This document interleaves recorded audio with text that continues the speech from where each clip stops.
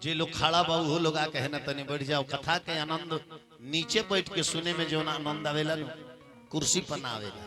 कुर्सी के समय निर्धारित बा 4 साल खातिर 5 साल खातिर लेकिन जे धरती पर बानो उ काहे कि माटिए पर ही शरीर चलता, माटिए से आहार मिलता, एक दिन एक माटिए में मिल जाए के बाद।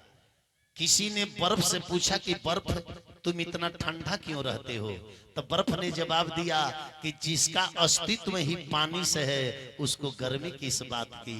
तो ये शरीर भी मिट्टी के है तो मिट्टी पर बैठने की किस बात की भय है, डर है, संकोच है? अरे इस कपड़ा में दाग लग रहा है तो लगने दीजिए, साबुन से सर्फ से धुल जाएगा।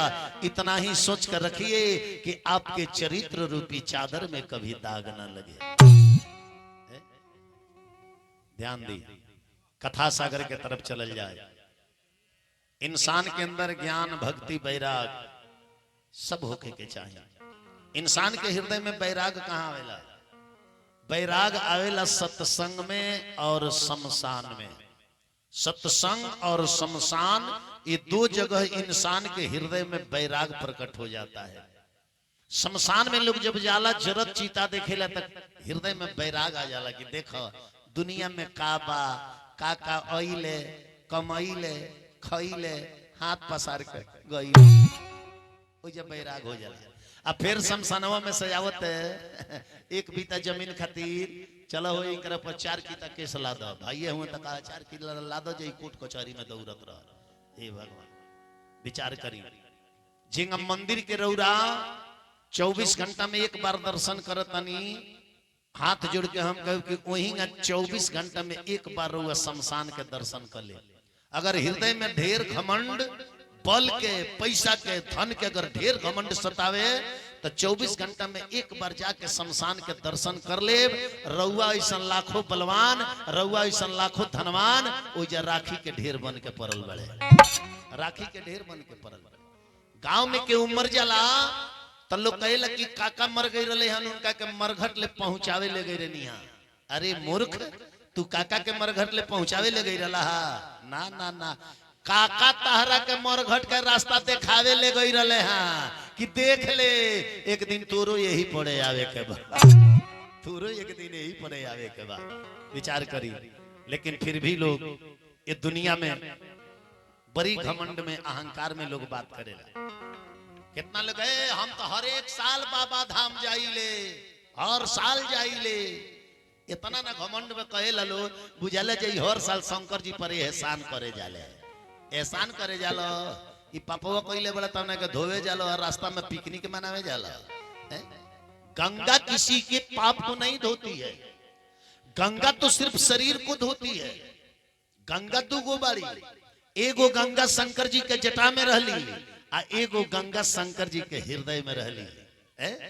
एगो गंगा शंकर जी के हृदय में रहली तो जटा में जवन गंगा बाड़ी वो गंगा में डुबकी लगाई और रउआ तैरे के नहीं खी जाना तो में डूब जाए तो रउआ मर जाई। लेकिन शंकर जी के हृदय में जवन गंगा रहली वो गंगा के नाम है ज्ञान गंगा। वो गंगा में रउआ जितने डुबकी लगाए, जितने डुबकी लगाए मर ना जाए, मर जाए दुनिया से तर जाए, अमर नाम ये जग में रउरा कर जाए। गंगा किसी के विचार, किसी के आचरण को नहीं धोती है, वो तो सिर्फ शरीर को धोती है। अगर किसी के विचार और आचरण को गंगा जी धोती तो गंगा के किनारे रहने वाले पाकिटमार न होते, चोर न होते, यात्रियों का मोटरी लेकर नहीं भगते, उनका कभी का विचार धुल गया होता है। विचार करिए, गंगा तो सिर्फ शरीर को धोती है। एक बार शंकर जी में अब पार्वती जी में बात होत रहे, तले बीचवा में टपक के गंगा जी बोल रही तो शंकर जी खिसिया गए कहने कि अरे गंगा, हमारा पत्नी के तू डांट के बोलू हा? अरे तू तो हऊ अपने का पाप घोटनी, संसार के पाप घोटेलू, तू दूसरा के बीच में बोलू हा? गंगा जी रोए लगली, कली की रउए मुड़ी पर हम रही ले, रउआ हमरा के पाप घोटनी कनिया, हमरा के रउआ पाप घोटनी कहनिया, हम केंगा पाप घोटनी है रउआ बताई? शंकर जी कनी की सावन में लोग जाला, तारा में नहाला, अपन पाप धो देला, तू पाप घोट जालू, यही से तू हऊ पाप घोटनी। गंगा जी कली आय हाय हाय हाय हम काहे का पाप घोटा नहीं है जी, पाप घोटा ना है रउआ। शंकर जी कल के हम है पाप घोटा ना के ना। गंगा जी कली की सावन में लोग आवेला हमरा में नहाला अपन पपवा धो देला लो आ फिर उ पपवा कलसा में भर के ले जाकर रउआ मुड़िया पर ढरका देला लो। पाप घोटा ना रउआ है तो शंकर जी कनी की पाप घोटना हमहू ना हई उ जलवा लिया के मुड़िया पर ढरका देला लो आ फिर हमरा लिंगवा पर अंगुरी बोड़ के अपना लीलार में टीका क के भक्त अपना घरे लेके चल जाले। जहां के माल हो तहां ट्रांसफर हो जाला। ऐसे केहू के पाप केहू ना धोएला। सत्संग में आई अज्ञान गंगा में डुबकी लगाई तरा और मन विचार आदर्श सब धोआ जाए। एक बेर काला धन धोआईला, काला धन कहीं और ही धोआला लेकिन काला मन कहाँ धोआला। काला धन तो धोआ जाई, काला मन कहाँ धोआई है? काला मन सत्संग में धोआला। आचरण विचार सब बदल जाई अगर सत्संग के बात अपना हृदय में उतार ले तो। इस रामायण के अंदर जो मोह है, मोह वही राजा दशरथ है। अब कथा प्रारंभ हुई, बीच में क्यों मंच पर मत आई। चलिए लास्ट समय सुन ले। कथा प्रारंभ बीच में मंच पर केहू मत आई, दान लेके या पैसा लेके। दान खातिर खुद हम 10 मिनट के समय दे, जेकरा दान करे कोई वो आई, बीच बीच में केहू मत आई। जो आपके अंदर का ये शरीर ही रामायण है, ध्यान दीजिएगा, ये शरीर ही रामायण है। आपके अंदर का जो मोह है वही है राजा दशरथ, वही है राजा दशरथ। और आपके अंदर का जो साधना उपासना क्रिया जो है वही है कौशल्या, सुमित्रा और केकई। कौशल्या है साधना, सुमित्रा है उपासना और केकई है क्रिया। आपका जो सच्चित आत्मा है यही है प्रभु श्री राम। और आपके शरीर के अंदर का जो बैराग है वही है भरत जी। और आपके अंदर का जो ज्ञान है वही है शत्रुघ्न जी। और आपके अंदर का जो त्याग है वही है श्री लक्ष्मण जी। और जो माया है, जो माया है भक्ति, जो भक्ति है वही है सीता। आपके अंदर का जो अहंकार है वही है रावण। आपके अंदर का जो तृष्णा है वही है सुपनेखा। आपके अंदर का जो धर्म है वही है हनुमान। जब इस भक्ति रूपी सीता को आपके अंदर का अहंकार रूपी रावण हरण कर लेता है तो इसमें धर्म रूपी हनुमान जागृत होते हैं और आपके अंदर से भक्ति रूपी सीता को पता लगा लेते हैं कि इसकी भक्ति रूपी कहां सीता छुपी है। तो पता चलता है कि इसके तो भक्ति अहंकार के कब्जे में है, अहंकार के कब्जे में। जेंगा लोग के अहंकार में ना कहेला हम रोज 4 बजे भोर में नहा के अगरबत्ती जरा दिले, बुझाला जी राम जी के कर्जा दे देले अगरबत्ती जरा के। तो उनकर भक्ति अहंकार में लुप्त हो गई कि ना हो गई। आप अपना कर्तव्य कीजिए, कर्म करने से पहले फल का चिंतन मत कीजिए। कर्म कीजिए, फल देने वाला अवश्य फल देगा। अब बताइए, हमनी के बाबा दादा आम के पेड़ लगावल, उ लो ना खाई, लेकिन समय आयल तो नाती पोता खाता नु। अगर उ लो सोचले रही कि बे ई पेड़ लगावो तनी 40 बरिस में ई फरी तले 20 बरिस में मर जाए तो का होई लगा के, तो ई लो सोच के ना लगौले रहते रउआ ए बार मालदेव आम खइती। तो वही कनिया बाबा दादा लगौले तो रउआ खाता नहीं, अब रउआ लगाई जे राउ नाती पोता खाई तो नाम ली तो ई कम से कम याद करी नु हमार बाबा ई बगीचा लगौले रहले। बाबा के नाम आई कि नहीं आई। तो ऐसे कर्म कीजिए, कर्म से पहले फल का चिंतन मत कीजिए। पढ़ते हैं पढ़ते रहिए, परीक्षा होगा परीक्षा भी दीजिए, हारिए मत। एक चींटी 100 बार पहाड़ पर चढ़ने का प्रयास करती है, गिर जाती है, लेकिन प्रयास छोड़ती नहीं है, 100वां बार में जाकर चढ़ ही जाती है अपने मंजिल पर। आपने मंजिल की तरफ चल दिए हैं तो सिर्फ आगे की तरफ देखिए, पीछे की तरफ नहीं। चल दिए तो चल दिए, पीछे की तरफ जो दिखता है ना वो अहजा में पर देता है। बताए मैंने आप लोगों से भी कहता, रास्ता आप चल रही है तो बस चल दीजिए तो चल दीजिए, पीछे मुड़कर मन देखिए पीछे क्या हो रहा है, कौन क्या कर रहा है, कौन हॉर्न मार रहा है, कौन सीटी मार रहा है, मारे, उसका जो कर्तव्य है वो कर रहा है। आपको अपने मंजिल तक पहुंचना है तो आपके दृष्टि में सिर्फ आपका मंजिल होना चाहिए कि मुझे वहां तक पहुंचना है। गंगा के पानी कभी रुकता है, चलते रहता है, चलते रहता है। अस्थिर जाकर होता है कहां, जब अपने मंजिल समुद्र में जाकर मिल जाता है तो अस्थिर हो जाता है, क्योंकि उसका मंजिल मिल गया। लेकिन जब तक मंजिल नहीं मिलता है वो चलते रहता है, चलते रहता है। प्रेम से बोली वृंदावन बिहारी लाल की जय। इरौरा उत्तर प्रदेश के ही कथाबा इवरा बलिया जिला बोलता। गंगा जी ओपारी को गांव रहे, जाना गांव के नाम रहे बिष्टी। क्या नाम रहे? बिष्टी। ओ बिष्टी गांव में संपूर्ण गांव बड़े आदमी के रहे, सभे वही में बाबुए लोग रहे, सभे धनाद रहे, सबके पास धन संपन्न रहे, केहू से केहू कम ना रहे, वो गांव में केहू गरीब ना रहे। लेकिन वो गांव में एगो गरीब रहे, एगो, जेकर नाम रहे त्रिलोकिया, जात के सोनार। देखिए सोनार बड़ी कलकार होले, जात के सोनार त्रिलोकिया नाम के एक एगो सोनार रहले। लेकिन वो बचपन से ही भगवान के भक्त रहले। भगवान के भक्त पर हुआ अत्याचार भी कर दे बनो तो सहन करे ले, सब भगवान के ऊपर छोड़ दे ले। विचार करी तो पूरा गांव धनाद रहे, बाबुए के लोग जात रहे, और एक घर त्रिलोकिया सोनार बहुत गरीब, गहना होना बनावे, गहना साफ करे, मर मजदूरी मिले, वही से अपना बाल बच्चा परिवार के परवेस्ती करे। वो गांव में केहू के जाना मजदूरा के काम पर है तो लोग दौड़ के त्रिलोकीय के घरे जाओ, काहे कि गांव भर में कमजोर गरीब उहे रहे, केहू से केहू कम ना रहे बबुआ। अरे लोगावा बोलावे कही कही त्रिलोकिया, आज ही जवन कहेला जोगा देला बतिया। किंग हम राम सकल भैया बानी, भगवान के भक्ति में लागल बानी, एकदम शांत भाव से।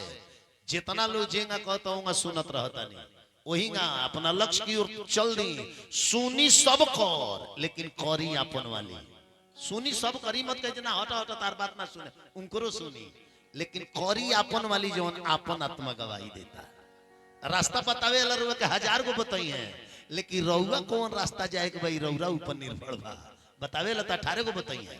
अब हमारा भट नहीं जाए के बा, कितना आदमी कहें हई होके चल जाए, कितना आदमी कहें हई होके चल जाए, कितना लगा भाई सब छोड़ी ना मारी खेते खेती शॉर्टकट में चल जाए। लेकिन हम नहीं देखे हमारा लगे साधन कौन बा, खेता खेती जाई कि खुरियारी जाई कि मेन रोड, ये हमारा ऊपर निर्भर करता। लेकिन बतिया सब कर सुने, यह इंसान के नियत होके के चाहिए। अरे लोगावा बोलावे कही कही त्रिलोकिया, आज ही जवन कहेला जोगा देला बतिया। आ गाँव भर बाबुए दोसर नइखे जतिया, आ केहू से ना कम बाटे केहू के इज्जतिया। अरे केहू से ना कम बाटे केहू के इज्जतिया। अरे तो गलती करे केहू तो पिटाला त्रिलोकिया, केहू गलती करे तो गांव भर के लोग धके त्रिलोकिया के पीट दे। काहे के कमजोर रहे, ओकरा लगे सवांगी ना रहे, एके घर रहे, पटीदारी भी ना रहे। अब त्रिलोकिया बड़ी मजबूर हो गई, बहुत।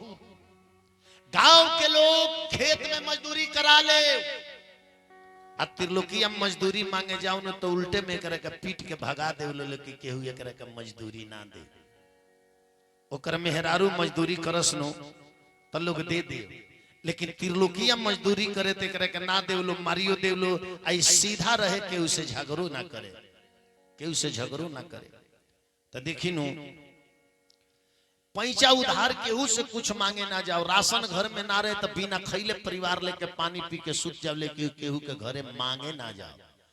अरे जाना जाना वही बबुआन लोग मांगेला, एक घरे जाला तले दूसर लोग धावेला। अब एक जना आइल बड़े कहता रहे हमारा खेत में चल, उनकरा खेत में जाता तले एक जना और बाई धले कहले कि हमारा खेत में चल।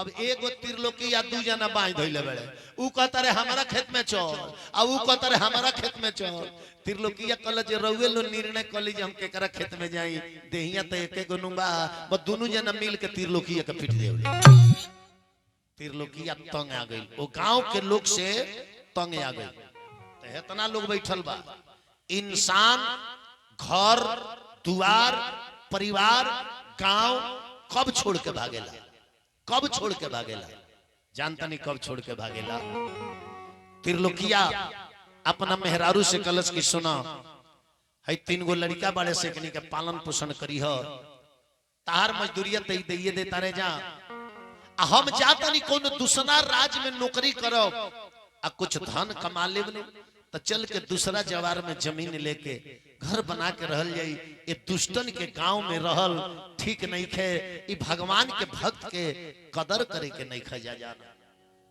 इंसाने ना है कुकुरो बड़े सनो इहो बड़ा होशियार होले सन रउआ देख ले है जितना गेरुआ वस्त्र पहन के रामनामा ओढ़ के साधु बाबा लो जाई एकनी के देह में बेचैनी धली एकदम भोकल शुरू कर दिए सन जले गांव ना हेला दिए सन तले कुकुरा चैन ना लिए सन आ उहे कोनो करिया ड्रेस पहन के तनी बंदूक लेके चल ना दे एगो ना तकिए स का है बुझतर से जहां भोकनी जे हमरे विभाग कहू जे धक कूट दिए जा त इहो बड़ा होशियार होले जा विचार करी त त्रिलोकी अपना मेहरारू के समझा के अब बोरिया बिस्तर उठौलस कलश की जाता नहीं दूसरा जवार में कमाए आ गांव छोड़ के आ त्रिलोकीया रोवत निकल गई वो गांव के लोग के तंग कैला के मारे त आदमी घर दुआर गांव कब छोड़ेला अरे मन उबियाला तब अरे रहलो न जाला ये हरि के लाले अरे भागेला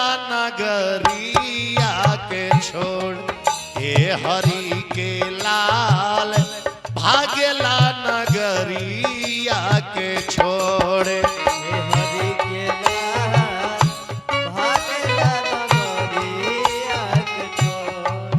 कथा के अंतिम तक सुने इतना लोग बैठल बा जितना लोग पंडाल में बैठल बा कथा सुन के अगर रउआ रोवे ना लगनी तो रउआ कह देब जे केहू हलचल बाबा बनावटी आई रहे एक कथा में इतना दर्द बा कि अपने भक्त को बचाने के लिए भगवान किस रूप में आए और त्रिलोकीया को किस रूप में बचाए जिस समय त्रिलोकीया का फांसी होने वाला था उस समय भगवान आकर त्रिलोकीया को बचाए हैं आगे कथा बड़ी दर्द भरी बा खाली तनी प्रेम से सुनो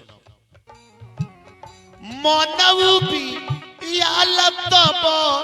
रहलो न जाला ये हरि के लाल भागेला नगरिया के छोड़ हरि के लाल भागेला नगरिया के छोड़ हरि के लाल भागेला नगरिया के छोड़ ध्यान दी त्रिलोकीया रास्ता पकड़ के जाता अकेंगा ही समोगर में जग होता एंगन रास्ता में एगो गांव में यज्ञ होत रहे आ वो यज्ञ में एगो महान साधु आई रहे साधु आ वो साधु के सब लोग पैर परे प्रणाम करे साधु बाबा आशीर्वाद दे तो त्रिलोकीया तो बचपने से भगवान के भक्त रहे है जग होता नु अब भगवान के भक्त वाला व्यक्ति यदि हे पड़े जाता कितनो इमरजेंसी में होई लेकिन 5 मिनट जरूर रुक जाए 5 मिनट जरूर रुक जाए हाँ तो वही त्रिलोकीया देखलस कि बड़ा भीड़ लागल बा लोग जुटल बा तो त्रिलोकियो गई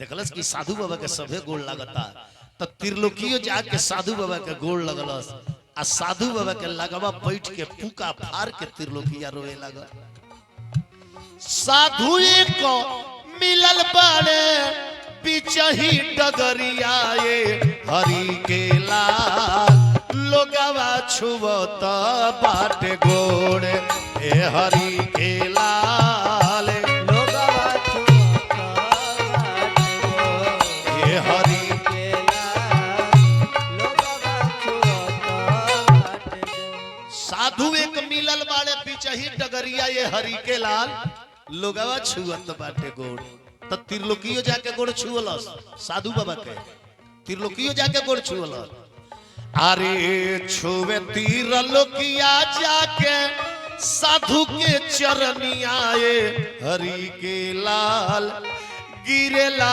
नये नावा से लोर ए हरि के लाल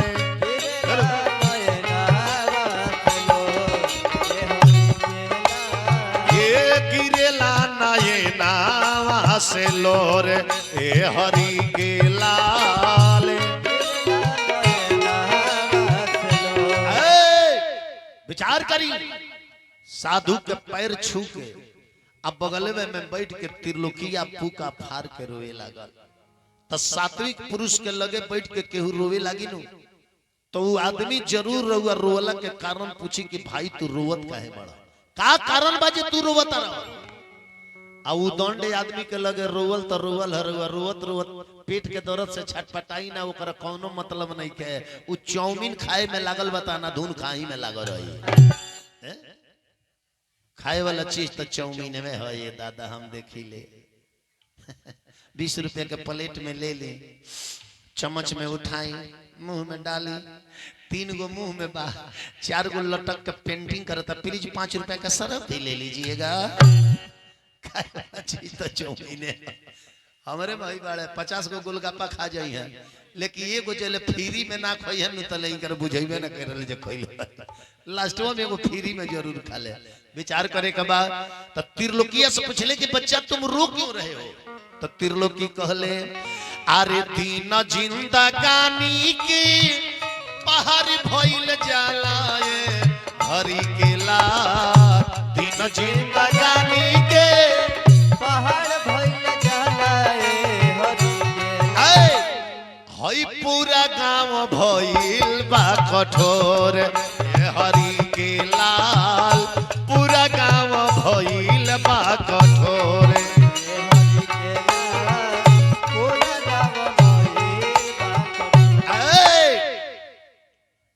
साधु बाबा कले तार गांव कठोर हो गइल बा का बात बा त्रिलोकिया कले से महाराज इतना न उदंड गांव बा हम त गरीब सोनार 3 गो लड़का बड़े जा बीबी बाड़ी हमारा से मजदूरी करा लेता रह जा अब मजदूरी मांगे जाता नहीं तो पीट देता रहता हमारे का मजदूरियों नहीं खजा दे खैला खैला बिना दशा खराब हो गई बा यही से बाबा अपन गांव छोड़ के दूसरा गांव में जाता नहीं ओइजा मजदूरी करे ओइजा के लोगवा हमरा का मजदूरिया दीनू तो साधु देखी सच्चा ज्ञान देला केहू के साधु बाबा कले जे कहां भाग के जइब तारा गांव के लोग उदंड बा ओकरा डरे भाग के दूसरा गांव में जाता रहा आ कहीं वो दूसरा गांव के लोग तारा गांव ले बेसी उदंड हो गए तो अब कहां भाग के जइब इस जिंदगी से भागना नहीं चाहिए व्हाट इज लाइफ जिंदगी क्या है life is a game it is playing जिंदगी एक वादा ये से अवश्य करे life is promise it do जिंदगी एक वादा ही से अवश्य करे लाइफ इज प्लेइंग जिंदगी एक खेल है इसे अवश्य खेले life is a game it is play ध्यान दीजिएगा जिंदगी से भागना नहीं चाहिए संघर्ष करना चाहिए कहां जाइब कहीं मत जा लौट के अपना घरे जा आ जवन गांव के लोग तारा के मारता गांव के लोग तारा के गाड़ी देता हम आशीर्वाद दे के कहता नहीं उहे पूरा गांव के लोगवा एक दिन तारा गोड़वा पर गिरी उहे पूरा गांव के लोगवा तारा गोड़वा पर गिरी कहीं मत जा साधु बाबा का कले जे अपना झोरिया में से हेते बड़ा एगो पीतल के मूर्ति निकल ले हेते बड़ा पीतल के कृष्ण जी के मूर्ति निकाल के त्रिलोकिया के धरा दे कले कहे ले लो अपना घर में इनकर का स्थापना कर दी हो आ साँझे सवेरे पूरा परिवार आरती उतरी है पूजा करी है एक दिन इनकरा कारण उस समय आई कि जे गौवा के लोगवा मारता उस साँझे सवेरे आके तारा गोड़वा पर गिरी लौट जा ये मूर्ति लेके लौट जा आ साधु बाबा आशीर्वाद दहले तो कहले कि जन्म जन्म के दुख दलीदार अरे जन्म जन्म के दुख दलीदार अरे पाप श्राप सब भागी है लगनिया जब घन श्याम जी से लागी लगनिया जब घन श्याम जी से लागी लगनिया जब घन श्याम जी से लागी अरे जन्म जन्म के दुख दलीदर अरे जन्म जन्म के दुख दलीदर पाप श्राप सब भागी लगनिया जब घन श्याम जी से लागी लगनिया जब घन श्याम जी से लागी लगनिया जब घन श्याम जी से लागी लगनिया जब घन श्याम जी से अगर और ज्ञान बढ़े लगल भक्ति के तरफ तो बूझी के भगवान के नजर रौरा ऊपर पड़ता हरि नजर जब परी देह पर ज्ञान दीप पर जाई हो हरि नजर जब परी देह पर ज्ञान दीप जल जाए ताली बजावत रही लो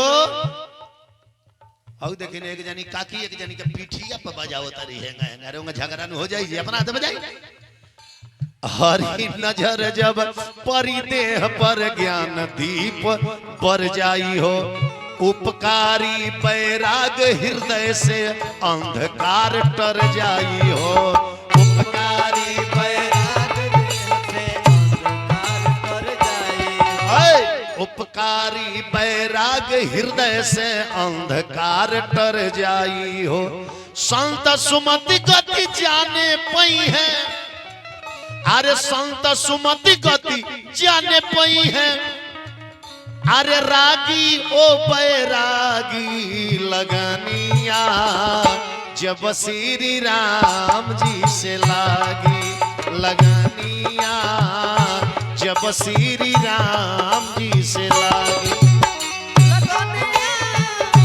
जब श्री राम जी से लागी लगनिया जब श्री राम जी से कोनो जरूरी नहीं कि जब भगवान के भजन रहुआ मंदिर में जाके करो जहे समय मिल गए ठाव को ठाव अलग अलसहु भाव को भाव अलग अलसहु नाम जपत मंगल दिशि दसहु हरि भजन तो जहवे करब जिंदगी धन्य हो जाई हो हरि भजन ताली बजत रहा हो जाए ए हरि भजन तो जहवे करब जिंदगी धन्य हो जाई हो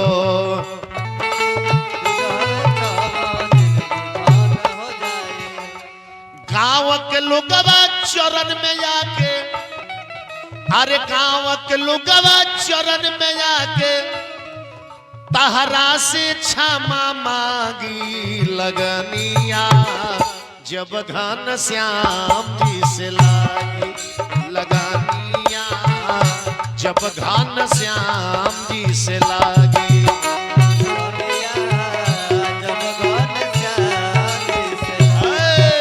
श्री राम जय राम जय जय राम श्री राम जय राम जय जय राम अरे जी नहीं बोली नमक हराम श्री राम जय राम जय जय राम प्रेम से बोली वृंदावन बिहारी लाल की जय अब भक्त त्रिलोकी साधु बाबा के दिहल मूर्ति लेके अइले सवेरे गइले मेहरारू से कह के जातानी नौकरी करे दूसरा गांव में आ साँझ ले घरे चली अइले मेहरारू देखली का हो भल नौकरी करे गइल हो सवेरे गइल साँझ ले घरे अइले ई कौन नौकरी भइला त्रिलोकिया कलश की हम तो दुनिया के उस संपत्ति कमा के लिए आई बनी जे इस संपत्ति के उस सातों जन्म में ना कमा पाई त्रिलोकिया के मेहरारू खुश हो गई कहले कि हाँ बुझाता झटका में कुछ मिल गईला रहुआ कहले कि मिल गईला होई ना देखो जब त्रिलोकिया वो पीतल का मूर्ति निकलस कृष्ण भगवान के त्रिलोकिया के मेहरारू देखली तो कहली हाँ बुझाता सोना है ये बिका जाई नु इतना में तो बैठ के जीवन भर खाई जाई तब ना उड़ाई त्रिलोकिया कलश के बेचे खातिर ले आइल बानी साँझे सवेरे पूजा करे खातिर ले आइल बानी त्रिलोकिया के मेहरारू कहली कि कमाए गई रहा कि खर्चा के गोड़ उठावे गई रहा एमे तो औरी एक्स्ट्रा खर्चा लागी अगरबत्ती या धूप हैं ई तो अलगे खर्चा लागी विचार करी त्रिलोकिया खूब प्रेम से लिया के अपना पलानी के कोना कृष्ण जी के मूर्ति स्थापन कर दहले। स्थापन करके साँझे सवेरे वो सोनार के परिवार कृष्ण भगवान के भोग लगावे लगले, पूजा करे लगले, पाठ करे लगले। एक दिन के घटना सुनी, सवेरे सवेरे के बेरा पूरा त्रिलोकीय के परिवार भगवान के आरती उतारत आ त्रिलोकीय भगवान के भोग लगावत। भोग है चावल है दाल है साग है तरकारी है रसगुल्ला। लेकिन रसगुल्ला का नाम सुन के लइकवा मुंह चलावे लगले। हे भगवान, कहियो प्रसादी में रसगुल्लो भेटा विचार करी। तले वही बेरा जानतनी का भइल। वही बेरा एगो बाबू साहेब वो गांव के सबसे उदंड रंगदार त्रिलोकीय के द्वार पर पहुंच गई।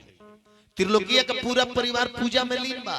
आई द्वार पर जाकर चिल्लाता रहे कि एक दिन बड़का बाबू अइल त्रिलोकीया के द्वार। एक दिन बड़का बाबू अइल त्रिलोकीया के हो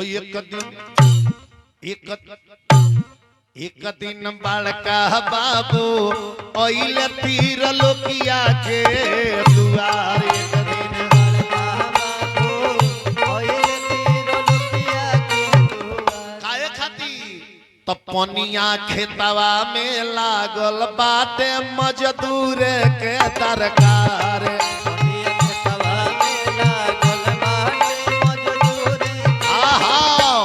पनिया खेतवा में लागल बाटे मजदूर के दरकार।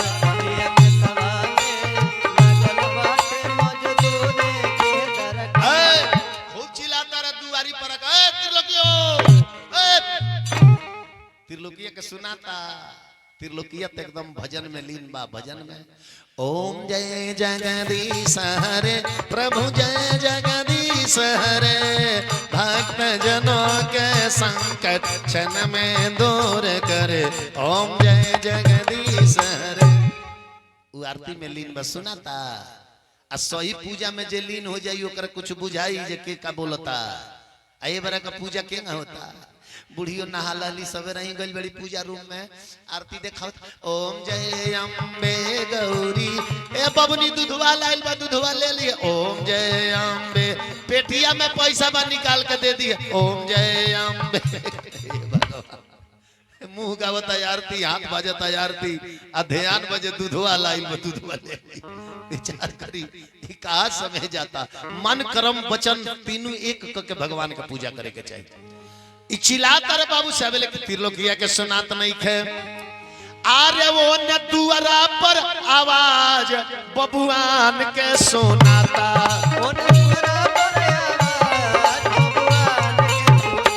उन दुआरा पर आवाज बबुआन के सुनाता। अरे ई घर से निकलत नहीं खे बाहर, एकर मनवा बढ़ल जाता। वो घर से निकलत नहीं खे बाहर, एकर मनवा बढ़ल जाता। ई ऊपर से बनावटी साधु बनल बा, भीतर कई बड़ी मगरार बा त्रिलोकीया। हो ऊपर से साधु लागे, भीतर आके ई बाटे मगरार। ऊपर से साधु लागे, भीतर आके ई बाटे मगरार।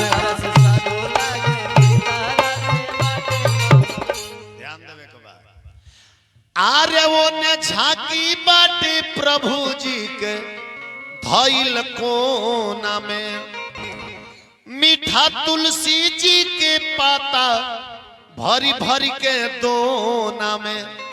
त्रिलोकीय दोना में भर भर के भगवान के भोग लगाओ। तो मीठा तुलसी जी के पत्ता है ले लिहल जा। तो हरि जी के आरती उतारे ले सोनारे के परिवार। हरि के आरती उतारे ले सोनारे के परिवार। बाबू साहेब क्रोध के मारे लाल हो गई, हमरा से गांव भर के लोग डेराला, हमारा वहीला बहती लोकिया घर में से नहीं खा निकलो। अब बाबू साहब क्रोधित हो गई ले। अरे बाटे बाटे शान के सवाल बाबू लाल हो गई ले। एगो मोटहन ने बांस के डंटा उठौले, घर में ढूकले चिल्लाते बिकराल हो गई ले। बांस के डंटा लेके घर में घुस गई ले बाबू साहब। पर गईल लाते मुंह के डंडे तीर लोकिया पर मार।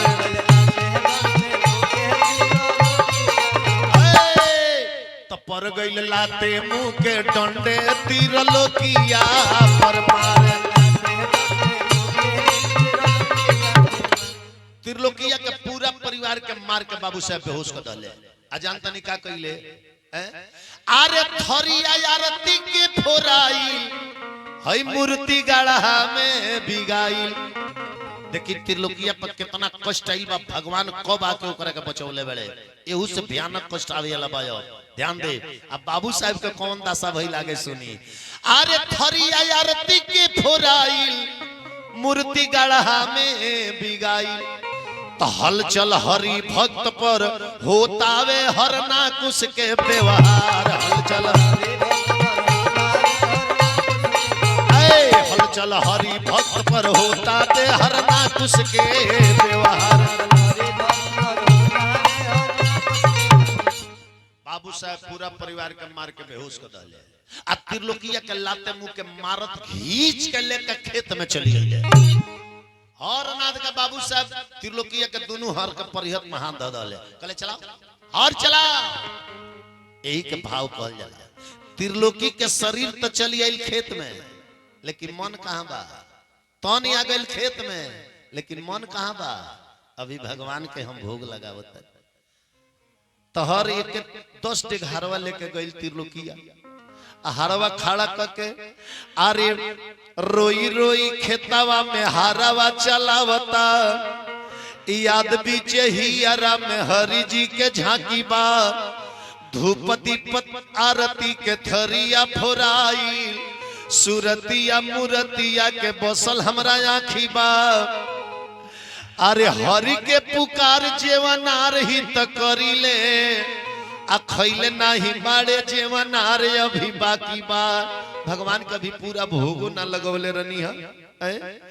अरे हरि के पुकार जेवनार ही त करिले। अरे कपूतिया के बन गइल दूधावा के माखी बा। अरे हलचल बाबा हरि जी फेंका गईले गाढ़ा में। आ खैले नाही बाड़े जेवनार अभी बाकी बा। हमारा प्रभु के पूरा भोगो ना लगल तले पापी उठा के हरि जी के गाढ़ा में बिग दहलस। आरती के थरिया पूछ दहलस। आ तब खेतवे में देखिए भाव में भोग लगावता। भाव में, भाव समझी ले, हाथ में कुछ नहीं थे, लेकिन तन व खेत में मन अभी पूजवे में बा। भाव से भोग लगावता भगवान के। आरे मन मन हरि जी के अब भोगवा लगावताटे। अब हर खड़ा बा हेंगा हाथवा को के खेतवा में हेंगा कर। मन मन हरि जी के भोगवा लगावताटे।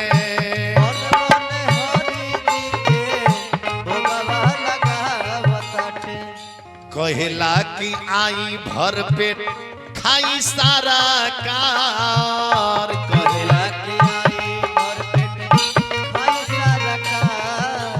पहले हेंगा हेंगा कइलस खेतवा में खड़ा होगा। बाबू साहब डरेवा पर से देखो तरे को तरे रे त हारवा खड़ा को देले बा।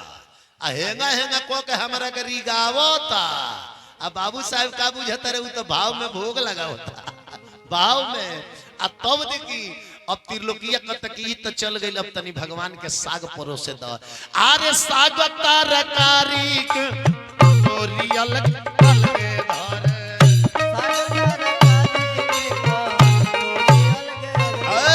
आरे साग तरकारी के कटोरी अलगे अलगे धरे।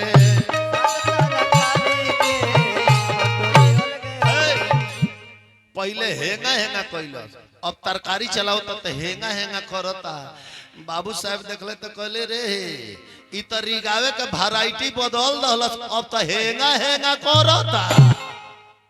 अरे सागता रकारी के कटोरिया लगाया लगा धरे भीतरा भाव ऊपर डोलता मात खूब मुड़िया डोलावता। बाबू साहब कहले कि रे त हमारा के रिगा के खुश बा मुड़ियो डोलावता। अब देखी लास्ट भाव का रहे, लास्ट भाव त्रिलोकिया के रहे कि प्रभु है एक अंजुरी दही बा खाली तो भाव में दही परोसता। अरे अंजुरी में दही प्रभु के परोसता रे। अरे अंजुरी दहिया ले प्रभु के परोसता रे भीतरा भाव ऊपर डोलता मात। अंजुरी में कुछ न रहे, अंजुरी खाली रहे, भाव में परोसत रहे। अरे तल खड़े जमींदार जी टोड़ीरवा से देखता रे कि हरवा के परिहत से छूटल बाटे हाथ और के परिहत से हाथ छूट गल। त्रिलोकिया के हेंगा हेंगा भाव में दही परोसता। बैल चल गई सुना के तले जानता नहीं कौन का भइल। अरे तले इतने में बाबू साहेब पीछावा से मरले 1 लात जाकर जब त्रिलोकिया के पीछे से मरले नु त त्रिलोकिया मुंहे के भरे गिर गई। और जब मुंहे के भरे गिरल तो भाव में दही परोसत रहे, हाथ में कुछ रहे ना। तले जानता नहीं का भइल। अरे साचहू के दहिया वही जा खेतवा में गिरल बाटे। साचहू के दहिया वही जा खेतवा में गिरल बाटे। साचहू के 5 नदिया दही वो खेतवा में छिला। बाबू साहब देखले तो कहली अरे आई खेत में दही कहां से, इ तो खाली आते हेंगा हेंगा करत रहला, इ का भइल, इ दही कहां से आ गई। त्रिलोकिया रोए लगल कलश बाबू साहब रौरा बड़ी अन्याय कईनी, भगवान के सब चीज हम चला देले रहनी है, लास्ट जीवनार में दही बाकी रहला रउआ हमरे के पीछे से लात से मार दनी वो भगवान के खियावत में। बाबू साहब के शरीरिया थर थर थर थर कांपे लागल। बाबू साहब पूरा कांपे लगले। अब बाबू साहब रोवे लगले। आ त्रिलोकिया से कहता रे माटिया में अरे दहिया देखी के अरे मारतार होइया देहिया थर थर कांपे।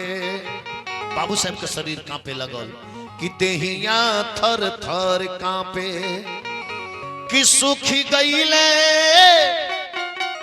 हे एड़ी से कपार अरे देहिया थर थर कांपे।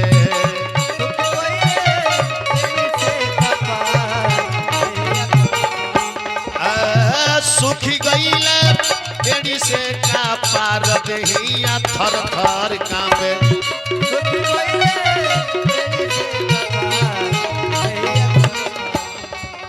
बाबू साहेब त्रिलोकिया के अखबारी में पकड़ रहे, अखबारी में पकड़ के कहले कि त्रिलोकी तारा से एगो सचमुच बात बताई, जहिया जहिया तारा के हम मरले बानी नु तहिया तहिया पता ना काहे दो ना हमर मन नहीं के लागल, हमर मन उदास रहल बा। तहिया तहिया हमरा बुझाइल बा कि हमरा हृदय के संपत्ति के उ लेके चल गइल बा। कहत रे बाबू साहेब मरनी जहिया जहिया तहके हमारा सूझल नाही तहिया दहिया थर थर कांपे।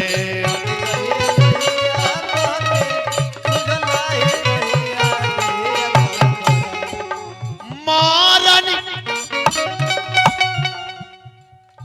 जहिया जहिया तहके अरे सूझल नाही तहिया रे दहिया थर थर कांपे। केतना ले सहलयत आचार देहिया थर थर कांपे।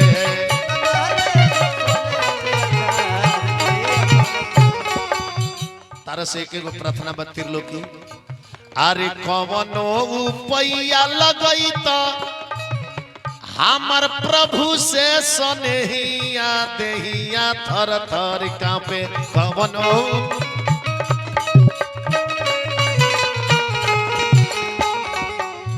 अपने जिंदगी लागे भार देहिया थर थर कांपे बाबू से भर अखबारी त्रिलोकिया के पकड़ ले अरे धैले भर बहिया छलकल हे आँखी में सनेहिया देहिया थर थर कांपे। अब भगवान के कृपा भइल त का भई भगवान के भक्त के लात से मरले रहे हम बाबू साहेब उनकर कृपा भइल त का भई बाबू भइले बोले से लाचार देहिया थर थर कांपे।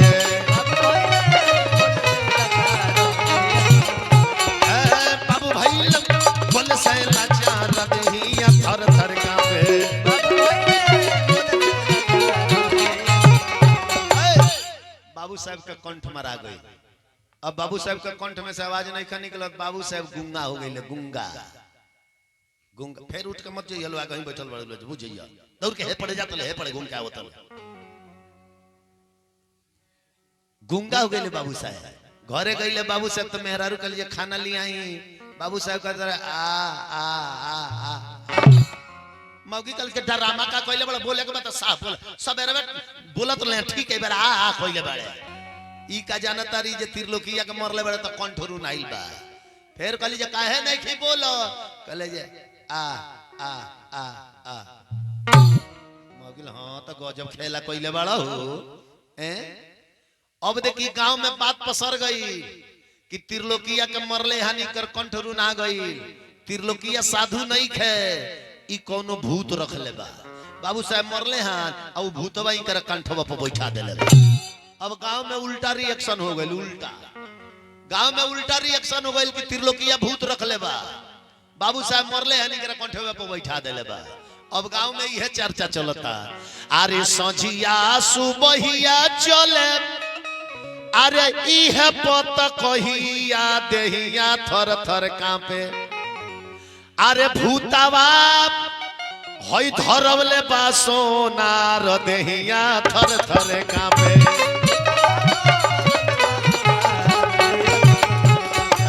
भूतवा धरवले बासो नार देहिया थर थर कांपे।